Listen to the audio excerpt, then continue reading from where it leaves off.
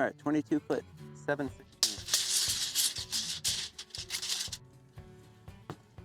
22 foot 7/16.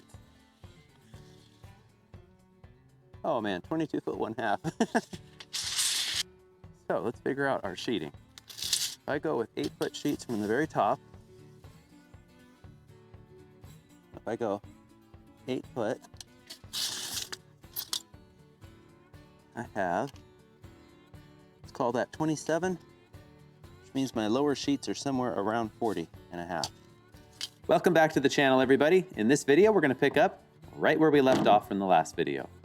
So in the last video, we did layout, we framed it, all that good stuff. We got our line of blocking in because all of our panel edges have to be blocked in our seismic zone. Now we are square and we are ready to sheet.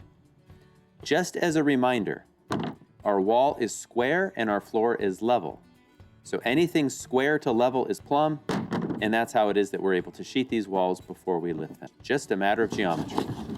What I'm doing here is I'm aligning the sheet with the top of my plate and with my layout mark. That's why we mark centers. I'm gonna tack it, and I'm gonna make sure it's centered on this guy. Sound good? Now what I'm gonna do is I'm gonna tack it in a few spots, make sure that my stud is centered. This keeps the sheet flat as we go. That kind of works the warp out of it.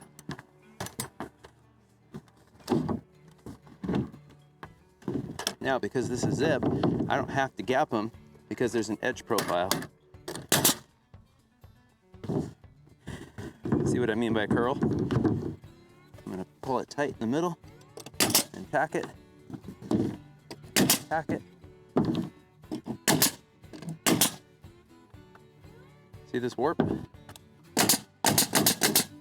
then use my hammer. That gives me a place for the router.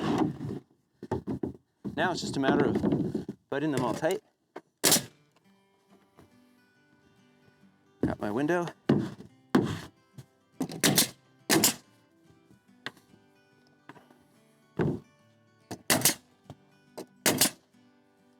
Walk down the middle, I have my king stud. Okay, same thing. That's where my router's gonna go.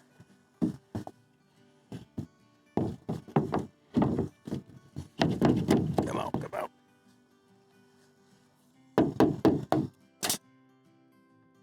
So you can see that it's really an easy process. We're lining things up to the marks. Remember in the last video, we used center marks. And since everything is square, those center marks then allow us to align the sheathing. So that's really the only advantage of center marks, but it's a good advantage in my opinion. You notice how all of the sheets do have a little bit of a warp to them. That's just the effects of the weather on the pile as we've stored them. Store them as flat as you can though, and it will minimize that. We have been using routers to cut out our window and door openings and the top of our rake walls since 2001. For the last 3 years, though, we've been able to use a cordless router, that DeWalt router. We also have a Milwaukee and a Metabo HPT that I reviewed for JLC. I'll put the link in the description below. But this DeWalt is now mounted to a floor scraper. I put this together last fall, and then we didn't have any routing to do for about 3 or 4 months. Anyway, you can see how easy it is. Kind of bent the handle up a little bit more.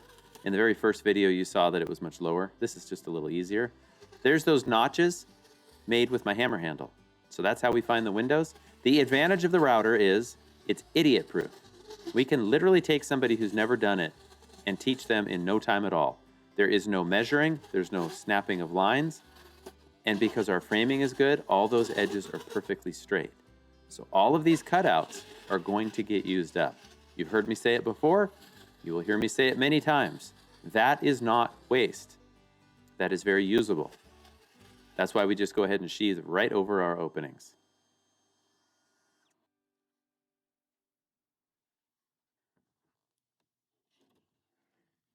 Remember what Awesome Framers rule number 17 is of the top 10 rules for awesome framing and doing other things in life awesome too?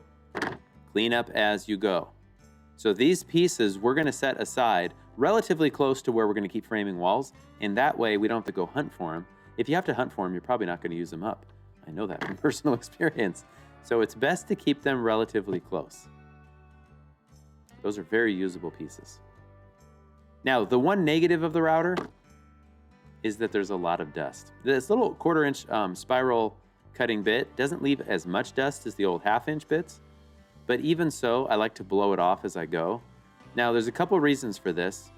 I'm gonna blow it off again just before I tape the seams, but I like to get at least a start on getting rid of that dust.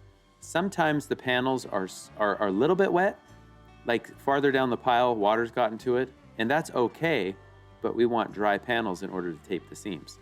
So if I get the dust off of there, it just helps promote the drying.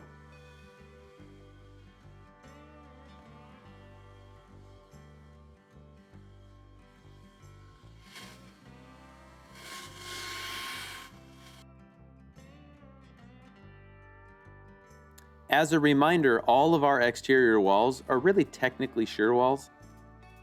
We nail everything 6-inch on center because we're framing 2 foot on center. That means that each panel has the same exact number of nails as if we went 16 on center and went 12 inches through the field. Okay, does that make sense? So since we have 1 stud centered and it's 6 inches, as opposed to 2 studs at 12 inches, if you do the math. We use a 2.5-inch by 0.131 inch. That is an 8-penny common nail. That's the correct nail for our shear ratings. And then of course, all edges are blocked. There's a couple of things though if you nail off walls. Is of course, I'm nailing everything 6-inch on center, but that includes the trimmers at the openings. That's called boundary nailing. So notice right there, I'm nailing the trimmer. I'm gonna continue that line all the way to the top plate and all the way to the bottom seam. And that's called boundary nailing. So think of that as like the edge nailing. So normally you might be 6 and 12, 6-inch edge, 12-inch field, or 4 and 8, 4-inch edge, 8-inch field. Whenever you have a boundary element like the edge of a door or a window, you still nail that on center just like you do your edges. So if your edge nailing is 6-inch on center, then you have to do that alongside those windows. Not quite as important with what I'm nailing right there, but at those, basically where that shear comes to the edge, or that sheeting comes to the edge. Okay, a lot rides on this. Shear walls are designed to carry the loads from floor diaphragms and roof diaphragms and transfer those down to either other walls, floors, all the way down to the foundation. So this is not an area where you want to just be the fastest nailer on the planet. Not to mention, because we're using zip, we don't want to overdrive these nails. Now, it's not a big deal if you overdrive a little bit. It's okay if the green skin is punctured. I'll put a link in the description below that explains that. And there's some great testing. Jake Bruton on Instagram has got some great videos on testing. There's the boundary nailing, by the way. What we found since we've been using zip since 2009 is slow down just a little bit. You notice that I'm not crawling, but I am not going at a breakneck speed. That's okay, because I want my nails to be nice and flush. Honestly, so we're farther along in this house than what this video is showing. We just had shear inspection and passed. Literally, today is March 15th. Yesterday on March 14th, the inspector passed us. And one thing that he said to Kyle is that we have a reputation down at the building department. So if he says, I need you to tighten up nailing on this wall, they pass our shear, they know that we're gonna tighten it up. I gotta think it helps a little bit too, that I'm gonna show this all on YouTube. So I don't know if those guys follow me, but we appreciate their trust. We try to earn that and we try not to abuse that. Now, right there, you see how I step on the sheet? There's still a little bit of a warp. I'm trying to work from one side to the other and basically work that out. Let's just imagine for a moment that that bubble is in the middle and we do all of the perimeter. Now, when you nail that panel down in the middle and you beat that bubble out of it, well, now that's just unnecessary stress. So many of the manufacturers recommend just working from one side out, just to kind of push that out.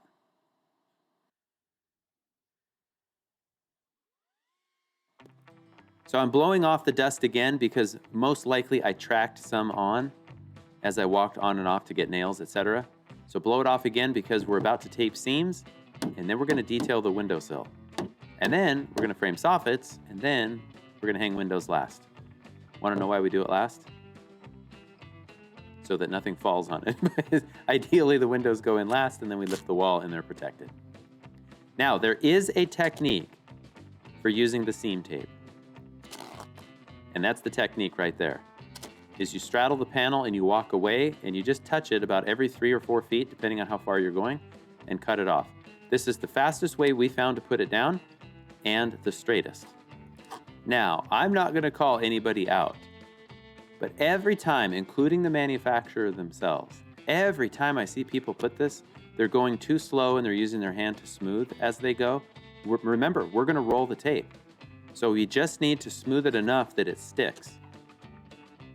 Now that seam right where I'm at those windows, remember, we're going to sheet from that block line all the way down and catch the mud sill. You don't have to worry about reverse laps with the seam tape. It's a self-terminating flashing. Okay, here's the technique again, although this time I don't press it down quite enough and you'll see it lift off. So push away. Yeah, see how it just popped up? It was still pretty chilly, even though it was in the sun. So ideally it would stick every 4 feet. I should have done a little bit better job, but that's how you get it nice and straight. Don't plan on just smoothing it with your hands. This is all part of the system, and if we want the warranty, let's do the system the way that the system is designed, and that is roll the tape.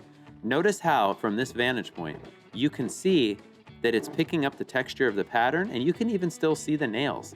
So the inspectors are real good to us. They can count nails. They can even feel if they're overdriven. I tend to go a little overboard with rolling because I want to make sure that it's a good job and not just for YouTube. This is just, there's a lot of things I let go in life. My looks and some other things. But rolling the tape is not one of them, and I'm not kidding on that one. Roll the tape really well. And you'll see, you can see how the light picks it up. You can tell tape that's been rolled. Whenever we have a new guy, I'll kind of spot check and you can tell if it got missed. So just do a good job. This is so much easier than using house wrap. We try to wrap our walls before we lift them, but we can't do that because of shear inspection. Sometimes on the second floor or third floor we could.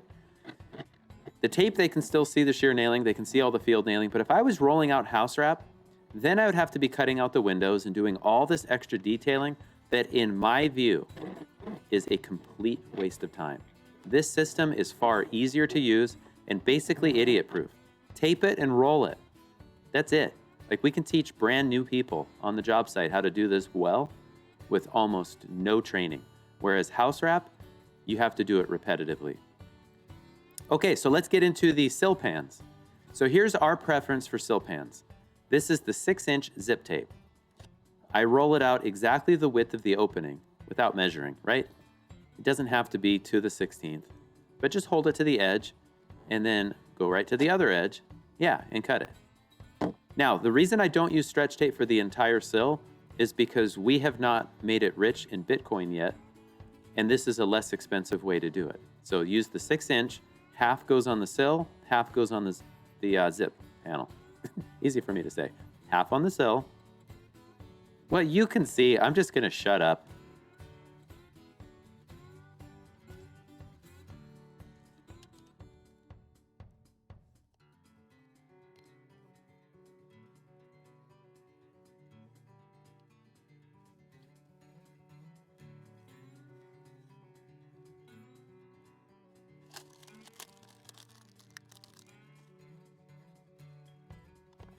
Did I ever tell you guys a good friend of mine, he's a musician. He plays drums, guitar, and bass. He told me that I have the fingers of a bass player. Apparently that meant that they lack the dexterity for playing guitar, which I do, but just not well, you know, because of the bass player fingers. Anyway, you can see how simple this is. I peel it out, work from one side. Again, my goal is to be straight across the sill. Imagine that you set your windows perfectly level, but your tape is wonky. Then everybody's looking at it going, well, something's off. And they hope it's not the window, right? We all hope it's not the window. So just do a good job centering it. Some people use marks. You could snap a line. I don't think that's worth it. I think just train your eye. I'm tucking the release paper there so it doesn't blow into the neighbor's yard, because I'm not about to go and throw that away as I go. I just want to get into a rhythm. Now, stretch tape for the corners. So what's really nice about the stretch tape is that it is marked, and so I can cut 1 foot increments very easily. What that 1 foot does is it allows me to go 6 inches on the sill and go up the jamb 6 inches. So you'll see how this goes. It's such a great product, really easy to use. However, there is one caveat. We try really hard not to let this stuff get damp at all because the release paper can tear. I'm going to show you that. I'm not going to edit that out. But you want the release paper to come off like it did on that piece. Now the release paper is in 2 pieces, and so you have a line that you can essentially align with the corner of that zip and the corner of the zip on the sill. I think this will make sense as we go through.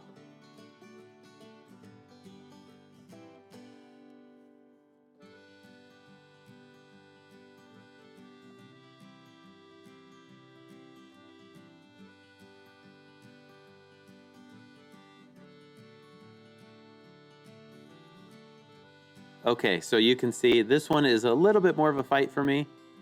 I'm leaving it in there in its entirety. I'm not going to edit that out. I don't want you people to think that we're perfect. We're not perfect. Yeah, see how that release paper, it's like, I get really frustrated sometimes too. So now we keep all of the tape that has liner or release paper in the van. So that wasn't too bad.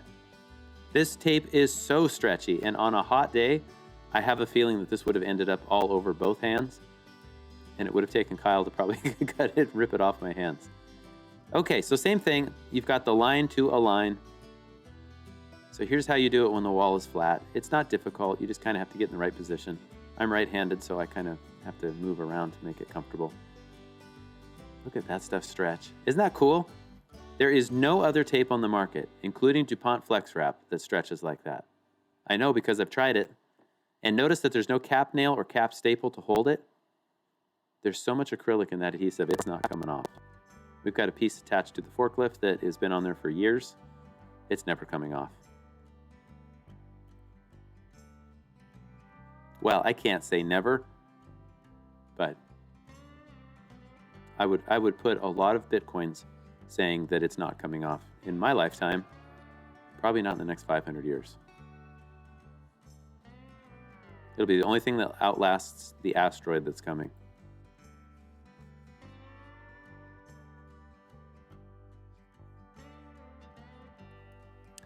Some prefer to do the corner tape first, the stretch tape in the corners, and then the tape over the sill. I don't see how that matters because it's self-terminating flashing. So I like to do the sill first and then stretch tape over the top, and that way each layer shingles over, working from bottom to top. But again, it really doesn't matter because it's self-terminating flashing. No matter what, we have tape to tape and it's all rolled. When you consider the whole zip system, we have a lot of field seams that are just taped, like horizontal seams on the roof or walls, and there's nothing above those. This system is designed with self-terminating flashing. So what I'm showing you here, it really doesn't matter what order you go in. And to be quite frank, if this sill ever sees enough water that the lap matters, you know, the lap on that tape, like the way that it overlaps, you got bigger problems, like a broken window or significant storm damage. And it's not going to be prevented because of which way you lap the tape. So we try to be very rational about this. I think we are, but here's the takeaway. Make sure you have a 6-inch overlap, whichever way you want to go, and then roll the tape. Always, always, always roll the tape.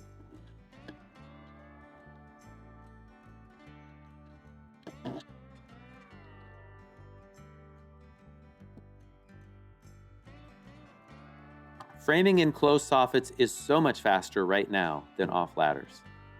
And as long as you draw the eaves detail out, it's pretty idiot-proof. We've never gotten this wrong. So, and again, I don't believe in luck, so I feel confident in saying that.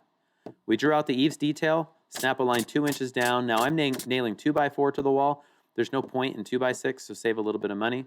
I probably use too many nails, but I want the soffit is factory straight and perfect, and that's going to help us keep our wall straight and perfect. So I tend to go a little overboard with the nailing. 2 factors will affect where that 2x4 nails onto the wall. That is the width of your soffit and the roof slope. So this is a 29.16 roof pitch, and we'll get into the reason why that's such a funky pitch later, and the 12-inch soffit. So we base that off 12 1/4, so we have a little bit of play. Okay, that means all those blocks are 9 1/4, and I'm just going to locate those in between studs. Remember, our studs are directly under our rafters, so I just put the blocks between that. Now, because the first 2x4 is right on the money, I just go ahead and I make the 2x6 subfascia match that. That's what I'm cutting right here.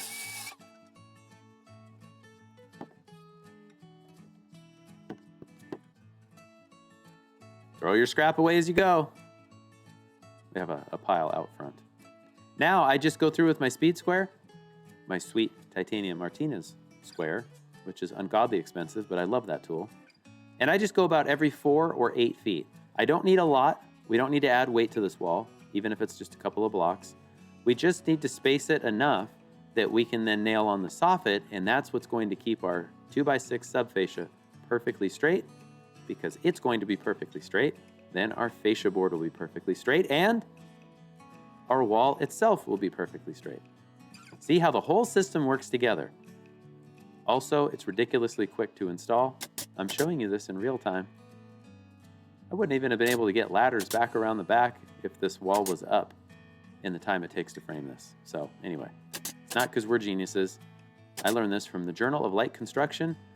A bunch of guys in the 70s in those old articles used to do this. So it's all been done before.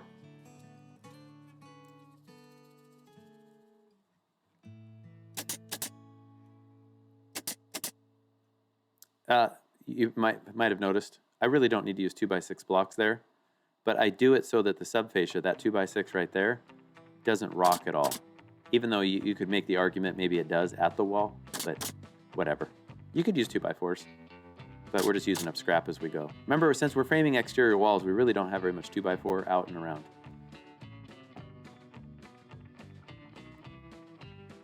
This is our soffit board. It's LP Smart Side vented soffit. So it's 12 inches wide by 16 foot long, and it's 3/8 inch thick.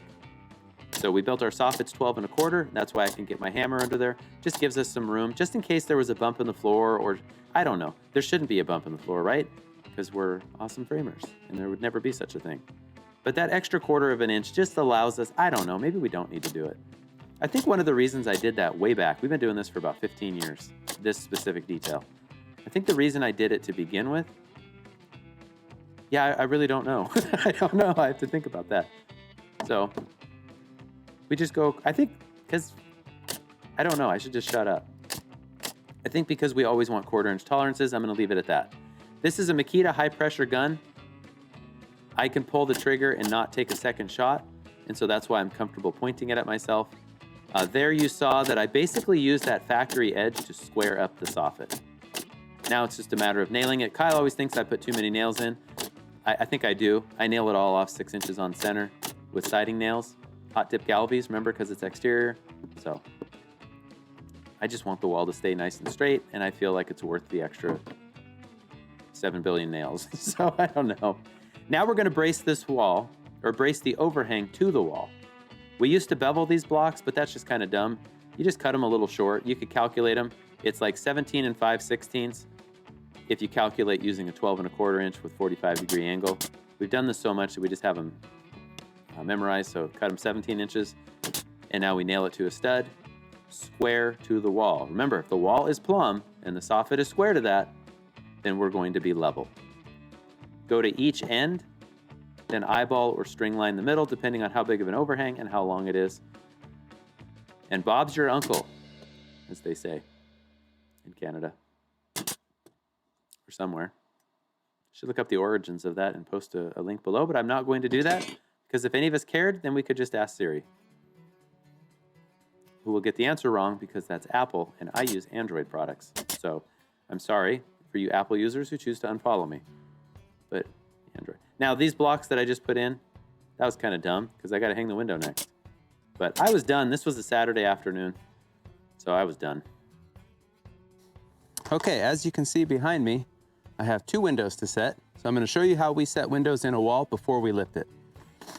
One thing I want to mention is I always use screws. I do not hand nail my windows. If for some reason we need to pull a window out, it's easier, but also I never hit a window with my hammer anymore. Okay, this is just a number 8 1 3/4 exterior rated screw. Nothing special.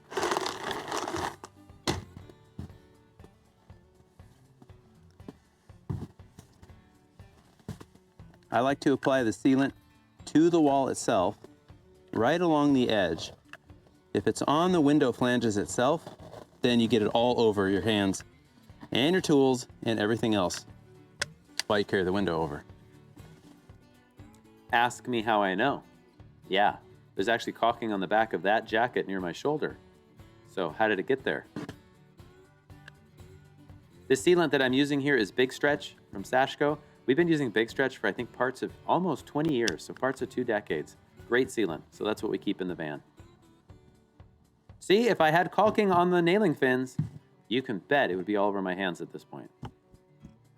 Oh, one thing I should mention is that at the time this video was made, windows were extremely difficult to get, just due to supply chain issues, etc. So thankfully, Pella got them to us in 3 weeks. Another supplier was like 6 months out. So there's a variety of ways to do this. The way that we do it is we pick one corner. I shove the window up into that corner.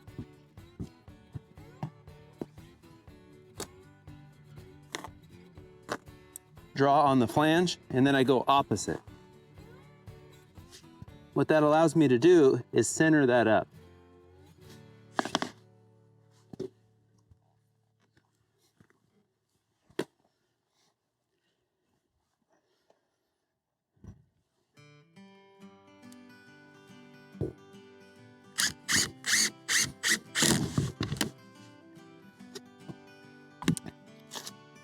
Now I take a measurement to my soffit. I have 12 and 1/16.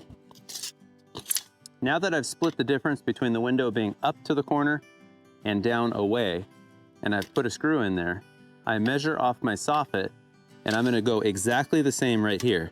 My soffits are parallel to my bottom plates, which I've already shot with the laser. So I have 12 and 1/16 there, 12 and 1/16 here.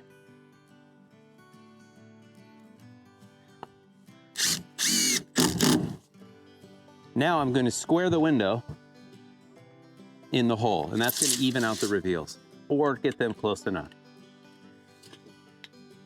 86, 85, 15.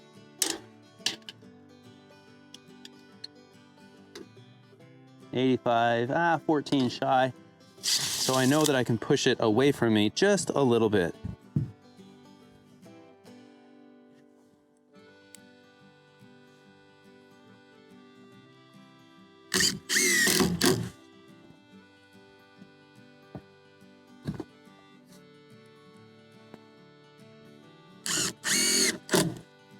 Okay, now what I want to do is make this window match that window.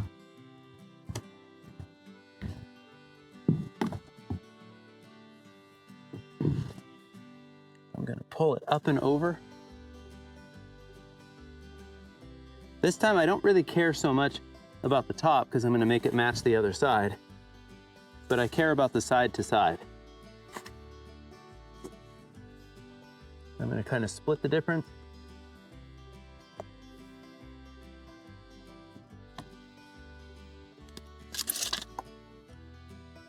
I have 11 and 14, or 7/8. So I'm pushing it down, 12 and 1. Even though the caulking is annoying, it kind of gives enough resistance that once I push it to 12 and 1/16, once I push it to 12 and 1/16, it doesn't come sliding back.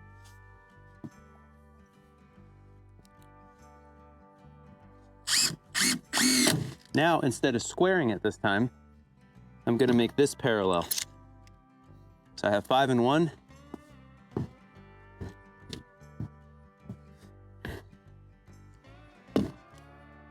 Five and a half. So that means it's all the way over.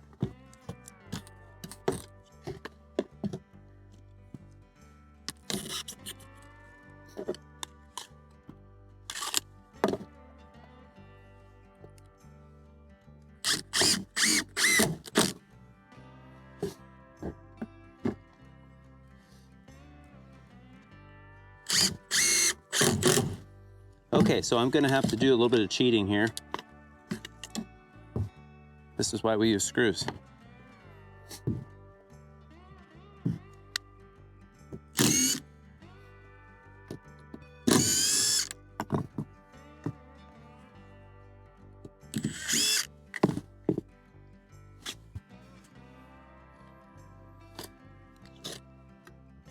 Okay.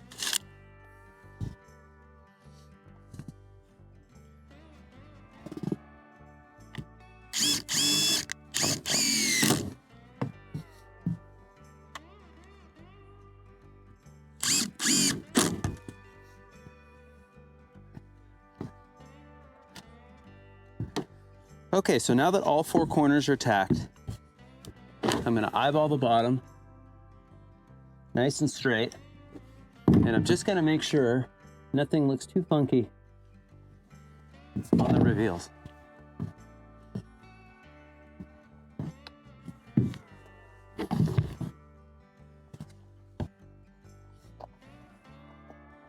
Now I'm just gonna fasten it according to the manufacturer's installation instructions. I feel like I should say this. Whenever we hang windows like this, I always make sure nothing is loose in my nail bags. Even though we've never had a window in all these years, I remember I was taught how to do this in the early 90s, and the guys had been doing it for years. We've never broken a window doing it this way. I don't want to be the guy that drops a tape measure out of his bags. Now that the window is all fastened, I like where it's at, everything's straight. Now it's time to flash the windows. So again, remember, we're kind of thinking in terms of shingling from the bottom up, even though I'm taping from the top down. So our sill is all on, and then we're gonna tape the legs of the window. So that's what I'm doing here. And then very last, we're gonna tape the head of the window, or the top. So what I'm gonna do is I'm gonna get all the tape down, get it looking nice and straight. Then I'm gonna go through and roll all of it. It is a little bit of a hassle having to get between the windows, but I'd rather be doing it this way than off a ladder. Pull the tape straight as you go. My right hand I'm able to adjust and then smooth it down, and then I can cut it in place. That way I'm not measuring anything. I have nice straight tape. Now it's time for the middle. You have to be a little careful because of course you're in between windows. But here's the technique from a short guy.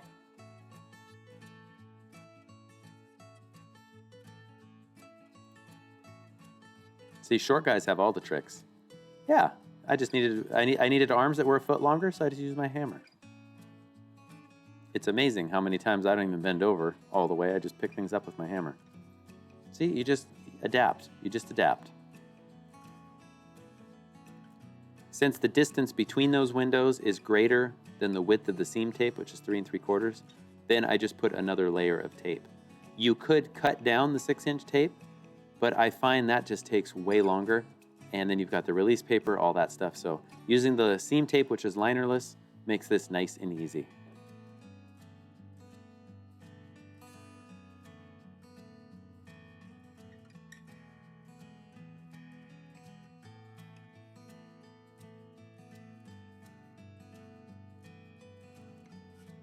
Last but not least is to tape the top, and then we're gonna roll it all.